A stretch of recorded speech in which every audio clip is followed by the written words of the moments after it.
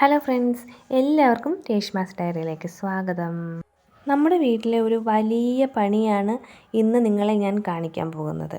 കുറേ നാളായിട്ട് ആവശ്യമില്ലാത്ത കുറേ സാധനങ്ങളൊക്കെ കുത്തി നിറച്ചിട്ടേക്കുന്ന ഈ ഷെഡ് നിങ്ങൾ കണ്ടോ? ശരിക്കും ഇതൊരു കാട് പിടിച്ച അവസ്ഥയിലായിരുന്നു കേട്ടോ.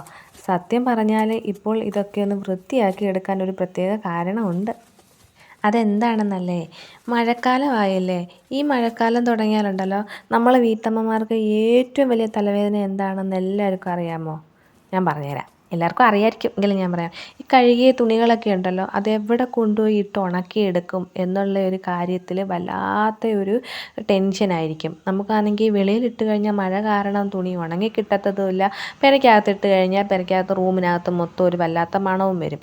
അപ്പോഴാണ് ഞാനിങ്ങനെ ഓർത്തത്, ഈ ഷെഡ് ഇങ്ങനെ ഉപയോഗശൂന്യമായിട്ട് കിടക്കുകയല്ലേ, അതൊന്ന് ക്ലീൻ ചെയ്ത് എടുത്താൽ മഴക്കാലത്തെ തുണികൾ സുഖമായിട്ട് വിരിച്ചിടാം എന്ന് കരുതിയാണ് ഞാനിങ്ങനെ ഇത് വൃത്തിയാക്കാൻ തുടങ്ങിയത് കേട്ടോ. ആദ്യം തന്നെ ഞാൻ ആവശ്യമില്ലാത്ത കുറേ കാർഡ്ബോർഡ്സും കുറേ പേപ്പറുകളും എല്ലാം ഞാൻ വാരി വെളിയിലിട്ടായിരുന്നു. പിന്നെ കൂടുതലും പാർത്ത മോൻ്റെ ടെക്സ്റ്റും ബുക്കും ഒക്കെ ആയിരുന്നു. അത് കൂടുതലും ചെതലരിച്ചു കേട്ടോ. പിന്നെ കുറേ ഉപയോഗിക്കാത്ത ബാഗുകളും ചെരുപ്പുകളും ഒക്കെ ഉണ്ടായിരുന്നു ഇവിടെ. എല്ലാം നമ്മളൊന്നും ഉപയോഗിക്കാത്ത സാധനങ്ങളെല്ലാം കിടന്ന് നന്നായിട്ട് ചെതൽ കയറിയിട്ടുണ്ട്. അപ്പോൾ എല്ലാം ഒന്ന് ചെതലൊക്കെ തട്ടിക്കുടഞ്ഞൊന്ന് വൃത്തിയാക്കി എടുക്കുന്നുണ്ട് കേട്ടോ. പിന്നെ കുറേ പുസ്തകങ്ങളും ബുക്കും ഒക്കെ ചെതൽ കയറാത്ത കുറേ ഉണ്ടായിരുന്നു. ഞാൻ അതെല്ലാം എടുത്ത് മാറ്റി വെക്കുന്നുണ്ടായിരുന്നു. സത്യം പറഞ്ഞാൽ ഒരു വൻ കാടിൻ്റെ നടുവിൽ നിൽക്കുന്ന ഒരു ഭീതി ഉണ്ടായിരുന്നു എനിക്ക് കേട്ടോ.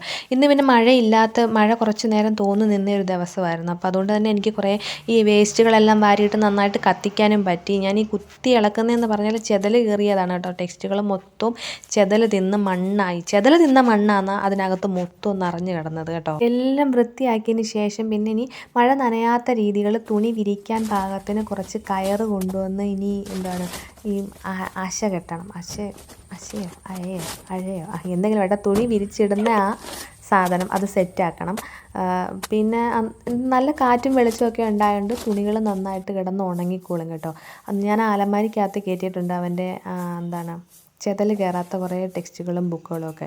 അതൊന്നും കത്തിച്ച് കളയാനെടുത്ത് കളയാൻ തോന്നിയില്ല. അവൻ്റെ കുറേ കുഞ്ഞുനാളത്തെ അംഗൻവാടി പഠിക്കുന്ന തൊട്ടുള്ള കുറേ ബുക്കുകളും കുറേ എല്ലാ സാധനങ്ങളുണ്ടായിരുന്നു. അതൊക്കെ ഞാനിങ്ങനെ കുറച്ച് നല്ല എടുത്ത് അതിനകത്ത് വെച്ചിട്ടുണ്ട്. അപ്പോൾ അങ്ങനെ ഞാൻ ഇവിടെ എല്ലാം തൂത്ത് വൃത്തിയാക്കും. കൂടുതൽ മണ്ണുകളും ചെതൽ തിന്ന മണ്ണാണ് കേട്ടോ. അങ്ങനെ എന്തായാലും ആ പഴയ ഷെഡിൻ്റെ ഒരവസ്ഥ ഇപ്പം നല്ലതുപോലെ മാറിയിട്ടുണ്ട്. നല്ല രീതിയിൽ ഞാൻ വൃത്തിയാക്കിയിട്ടുണ്ട് കേട്ടോ. എത്ര വലിയ മഴ പെയ്താലും ഇനി തുണി ഉണക്കാൻ എനിക്ക് ടെൻഷനേ വേണ്ട.